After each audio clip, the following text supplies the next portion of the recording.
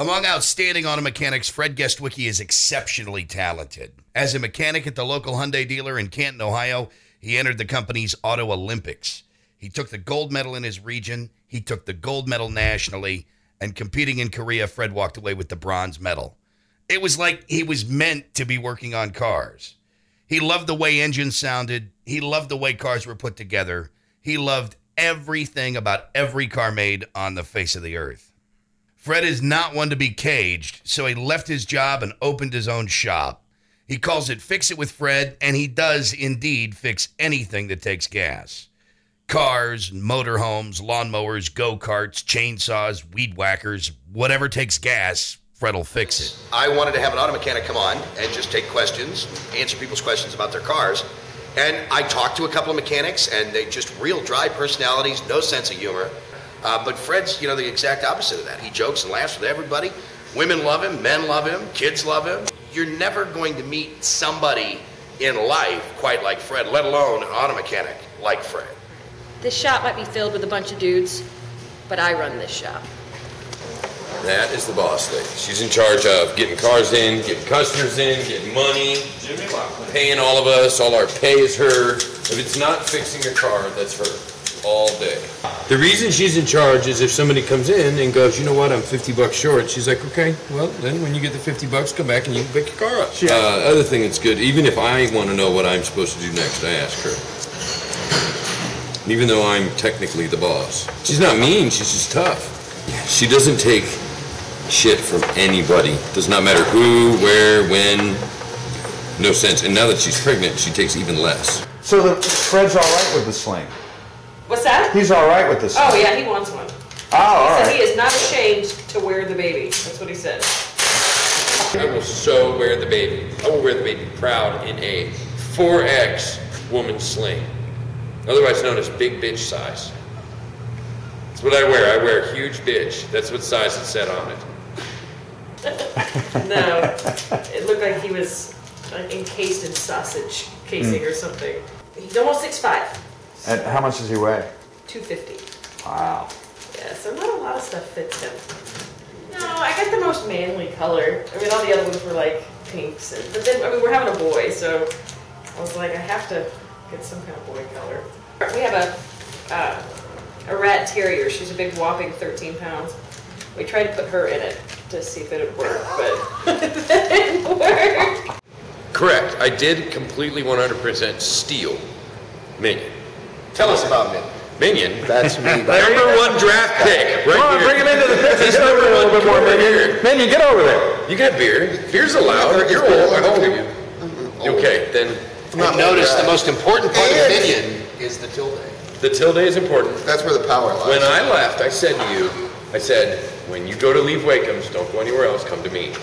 Someday I will be able to have you come work for me. And one day he came down and said, screw this place, I'm leaving. And I said, all right, when you starting?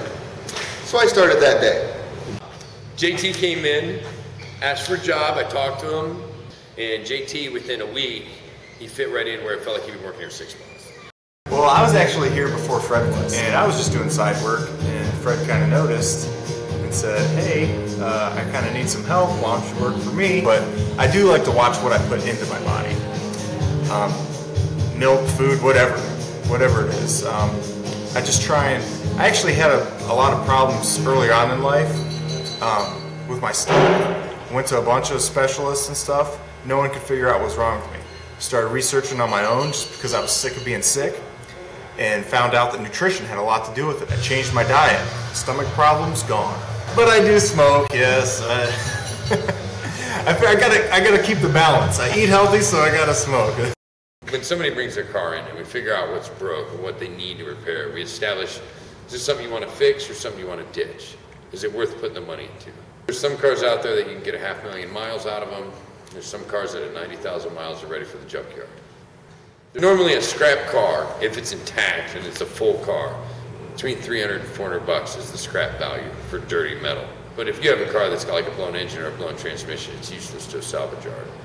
So when this kid Sean brings this Sportage in, I'm looking at it going, this is definitely a car that's going to get hooked up and drugged to the scrapyard.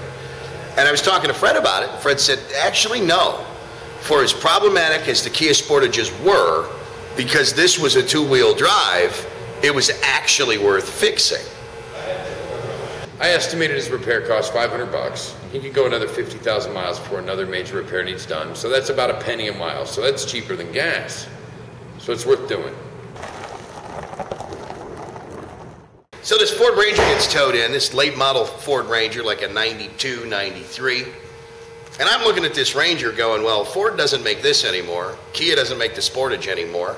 Ranger doesn't look in any worse shape than the Sportage.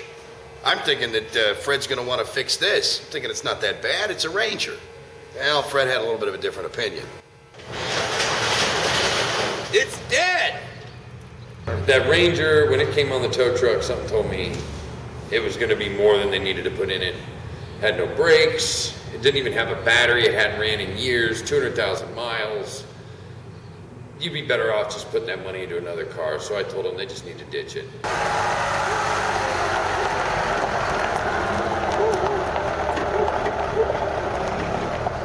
The point that's being made is that what you do takes a lot more knowledge than what he does, being a brain surgeon.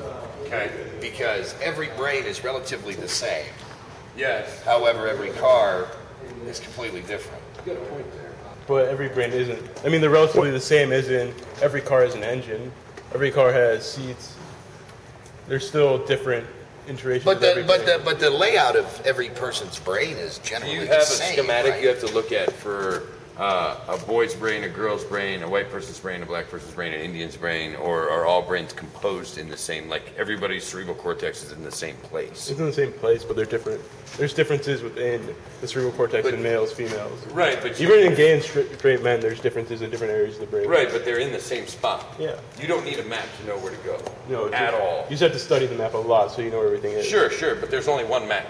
Yeah. For all the brains, there's one map. Yeah. In every car, I have a whole different set of wiring and component locations and how they do things, like the brain chemistry, whether they're all different. The chemistry's the same, right? Oh, the brain chemistry. Like everybody's cerebral cortex takes the same chemicals and spits out the same thing, different amounts, but it does the same process. But it's different in every person because the amounts are different, and then there's different. The amounts are different. Yeah, and there's different inhibitions and excitations. It's really There's hard like to tell in people. 7 different kinds of power steering fluid, 15 different kinds of training fluid. You don't have the equivalent of that. You don't have to know what type of neuron is in this guy's brain versus this guy's brain in the same part of the brain. It's the same neuron. It's the same neuron. And I can have 10 different cars with 10 different transmission fluids. You have to know that. What are those? Plastic pry bar. That is awesome. Isn't it? ADD. Do you have those? No, he borrows mine. I have my own. No, for brain surgery. You have plastic pry bar. There is absolutely nothing conventional about Fix It with Fred.